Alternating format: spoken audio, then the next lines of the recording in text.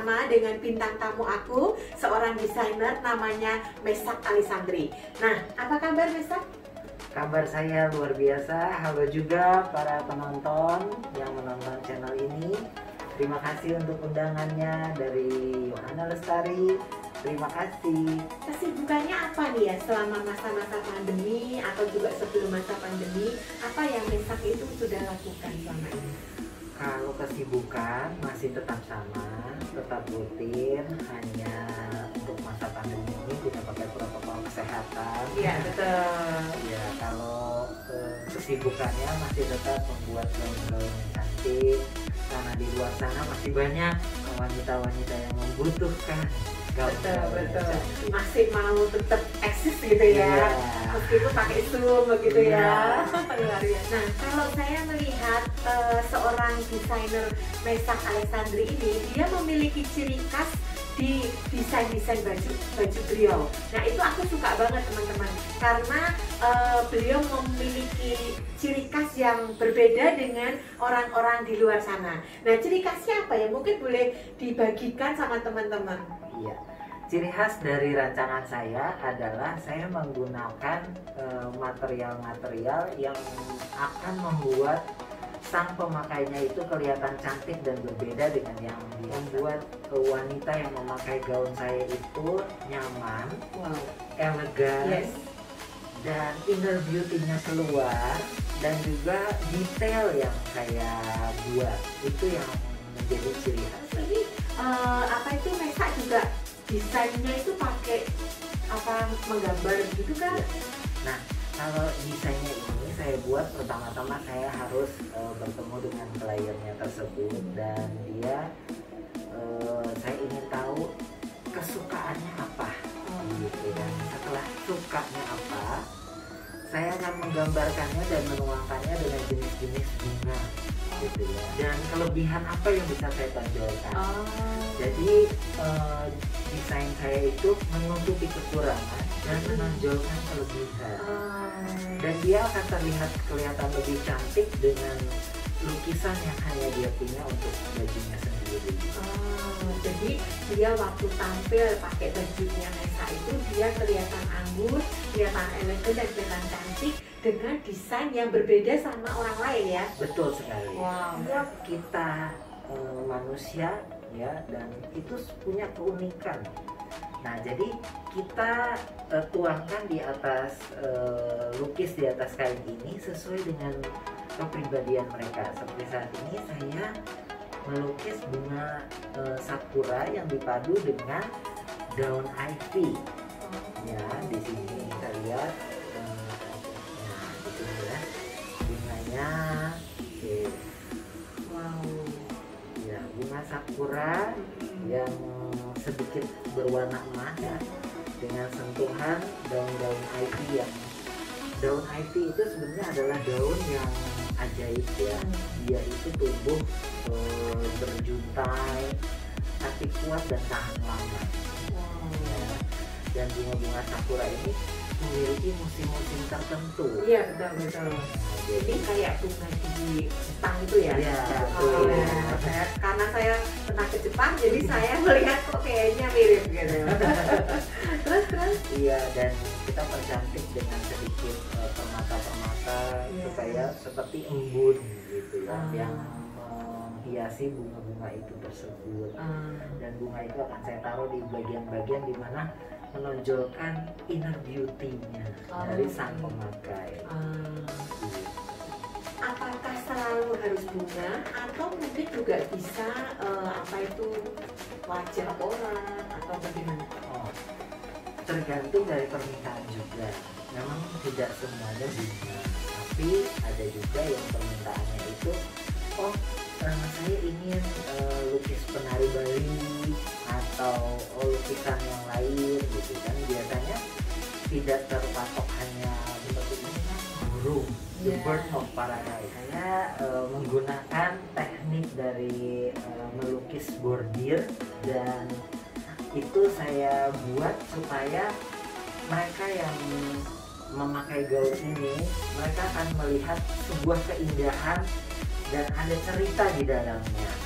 gitu. Dan burung ini punya keunikan tersendiri, dia punya ekor yang seperti menjuntai-juntai gitu, berbeda dengan burung merak. Tapi keelokannya adalah dia ini filosofinya burung ini akan musnah tapi akan hidup kembali dari serpihan-serpihan yang kematiannya itu. Berarti ada kelahiran kembali gitu kan, makanya disebut bird of paradise. Ada maknanya ya. Oh, jadi ternyata beliau membuat bukan sekedar gambar saja yang dilukis di atas kain, tapi beliau juga membuat lewat manik-manik ya, lewat mutiara, lewat manik-manik, lewat apa itu payet-payet yang berwarna-warni, itu pun bisa digambar di atas kain, teman-teman. Jadi begitu dahsyat beliau punya ide ya, kalau saya melihatnya ya. Sejak kapan kalau saya boleh tahu Tessa itu menggeluti menjadi seorang desainer itu sejak kapan ya? Kalau dari kecil orang tua saya sudah mengatakan ini, kalau saya dari kecil dibawa kemanapun nggak pernah ngerepotin orang tua, karena cukup dikasih kertas, pensil atau pulpen, maka saya akan mulai menggambar. Wow, jadi bakatnya sudah dari kecil. Iya, bakatnya itu memang menggambar, tapi kemudian setelah saya sekolah itu diasah terus menerus. Dan guru lukis saya itu bilang, kamu punya potensi gitu, dan coba dikembangkan. Karena waktu dulu saya hanya menggambar di atas kertas, dan saya bertemu dengan seorang maestro pelukis juga, tapi yang melukis di atas kain gitu ya. Dan saya mendapatkan inspirasi juga ilmu dari beliau. Akhirnya saya memutuskan untuk mencoba, dan ternyata berhasil. Wow, dan sampai hari ini kamu berdiri sendiri ya, menjadi seorang desainer yang cukup dikenal banyak orang. Nah, saya sebagai makeup artist, saya ketemu dengan beliau, saya juga punya banyak langganan itu yang cocok gitu ya dengan desain-desainnya Pak Nessa ini. Jadi kalau kita juga boleh tahu, itu memang selain keahlian dari kecil gitu ya, sudah punya pen dulu, itu terus kamu juga belajar lagi menggali lagi. Kalau untuk pelajaran dalam seni desain, untuk menyempurnakannya saya masuk di sekolah Susan Budiarjo. Oh, saya juga ternyata lahir dari Ibu Susan Budiarjo ya. Iya, mungkin Ibu Susan menonton, terima kasih buat setiap ilmu yang diberikan ya. Saya juga senang sekali bisa belajar di sana dan mendapatkan banyak ilmu yang sangat-sangat berguna sekali gitu ya, untuk kemajuan itu. Dan setelah itu saya ikut gitu ya, saya ikut bekerja di dunia fashion sampai akhirnya saya bisa berdiri sendiri. Wow, luar biasa. Ini salah satunya yang saya bangga dengan beliau, karena beliau tidak pernah melupakan kulitnya, teman-teman ya. Jadi beliau masih mengucapkan terima kasih dengan Ibu Susan ya, karena saya juga cukup mengenal Ibu Susan Budiarjo ini. Dia adalah seorang desainer yang cukup terkenal di Indonesia, bahkan banyak murid yang sudah lahir dari beliau juga ya. Tapi saya bangga dengan beliau ini juga karena beliau tidak pernah lupa dengan kulitnya. Jadi tetap menyebutkan Ibu Susan ya. Nah, ini teman-teman yang kita perlu pelajarin, sesukses-suksesnya kita, jangan pernah kita melupakan orang yang pernah membuat kita sukses. Iya, karena itulah sebenarnya kunci dari kita keberhasilan kita ya. Karena kita menghargai jasa-jasa orang, pendahulu-pendahulu kita gitu ya. Ibaratnya mereka yang menjadi pahlawan-pahlawan yang memberikan ilmunya kepada kita. Dan ini juga saya belajar dari Ibu Agnes Budi Surya yang hari ini seorang senior desainer ya, yang masih tetap terus berkarya. Luar biasa ya teman-teman.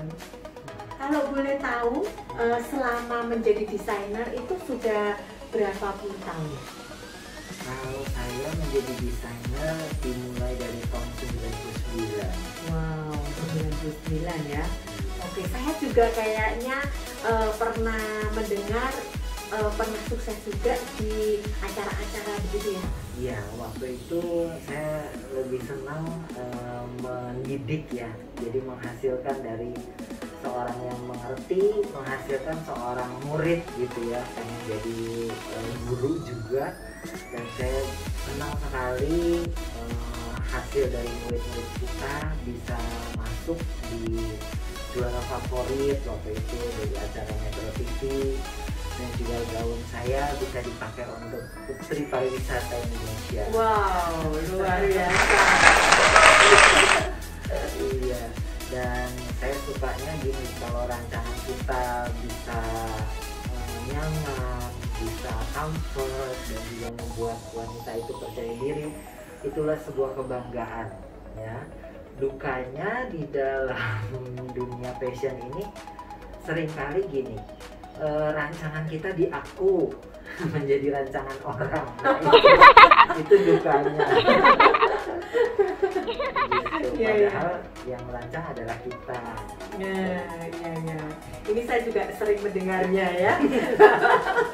Ternyata semua desainer mengalami dukanya yang sama ya. Jadi kadang rancangan kita tapi diakui sama orang lain ya.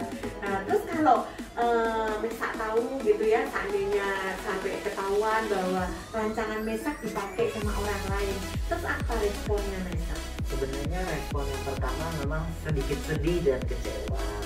Tapi buat saya gini, masih manusiawi ya? Iya, masih manusiawi. Iya. Tapi seringkali kita berpikir begini, kalau orang lain bisa mengakui rancangannya itu, misalnya yang tadi saya bikin itu adalah rancangan yang berarti sebenarnya rancangan kita itu akan jadi besar, lebih dari yang biasa. Gitu. Karena itu bisa menginspirasi banyak orang. Buat saya kalau rancangan kita ditiru nggak apa-apa buat saya. Karena saya pikir begini, sedikit rasa kecewa tapi 1000 rasa bangga karena ternyata orang-orang bisa menerima rancangan saya lebih banyak lagi. Nah, berarti rancangan Anda tuh lebih bagus berarti ya. Kalau sampai dicontek ya. Jadi kita nggak perlu bersedih hati, tapi kita justru bangga ya. Karena kalau ada contek berarti kita sebetulnya kita ini menginspirasi ya. Oke. Nah, selain itu ada pesan-pesan apa nggak ya, maksudnya buat para desainer di masa-masa pandemi seperti ini? Iya.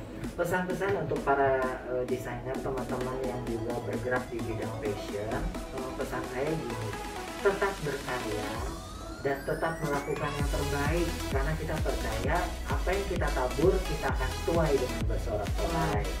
Dan juga jangan pernah berhenti berinspirasi, karena sebenarnya di alam ini semua inspirasinya sudah diciptakan sama Sang Pencipta. Jadi dia kasih kita berangkat ke sawah, ke hutan, kemanapun, bahkan ciptaannya yang ada burung-burung, binatang-binatang, semuanya itu menjadikan inspirasi buat hidup kita. Luar biasa. Jadi kita harus tetap berkarya dan kita tetap berbagi ya supaya apa yang kita milikin itu bisa menginspirasi juga buat banyak orang begitu ya. Dan orang lain juga diberkati lewat hidup kita ya. Meskipun di masa-masa yang sulit seperti ini, tapi tidak akan menjadi sulit kalau kita tetap punya hati berbagi ya. Begitu ya. Wah, luar biasa teman-teman ya. Nah, inilah perbincangan kita dengan seorang desainer, Mesak Alexandri, yang luar biasa. Semoga apa yang kita bincang-bincangkan hari ini bisa menginspirasi teman-teman yang menonton, dan kita tetap menjadi orang yang terus berkarya dan tidak pernah jemu-jemu untuk memberikan berkatnya, memberikan inspirasinya kepada orang-orang di luar sana. Sampai ketemu teman-teman. itu tadi hasil perbincangan aku dengan seorang desainer, Mesak Alexandri. Nah, buat teman-teman yang sudah menonton dan menyaksikan perbincangan kami, nah barangkali ada yang tertarik untuk belajar menjadi seorang desainer atau hand painting. Nah, teman-teman juga mungkin mau membuat gaun untuk mengeluarkan inner beauty kalian lewat gaun-gaun ciptaan beliau, boleh langsung hubungi beliau teman-teman.